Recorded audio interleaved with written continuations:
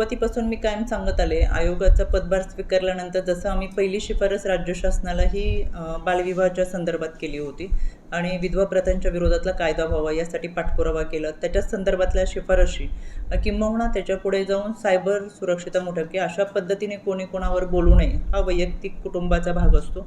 राजकारण करणारी एकच व्यक्ती त्या कुटुंबातली राजकारणात असते, पण हे कुटुंब राजकारणापासून अलिप्त असताना अशा पद्धतीने टीका टिप्पणी करणं हे अत्यंत चुकीचं आहे.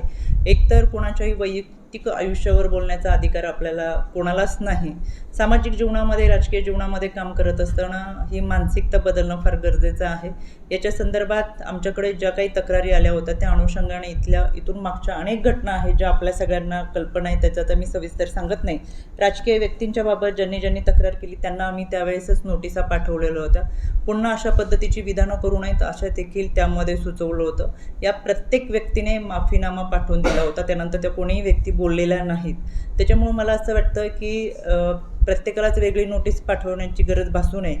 एखाद्या व्यक्तीला जरी गेली तरी तो समाजामध्ये वावरणाऱ्या प्रगल्भ व्यक्तिमत्व म्हणून, समाज लोकप्रतिनिधी म्हणून त्यांना पुढे घेऊन जात असतो. त्यावेळेस त्यांनी त्या गोष्टीचं अनुकरण करणं फार गरजेचं आहे.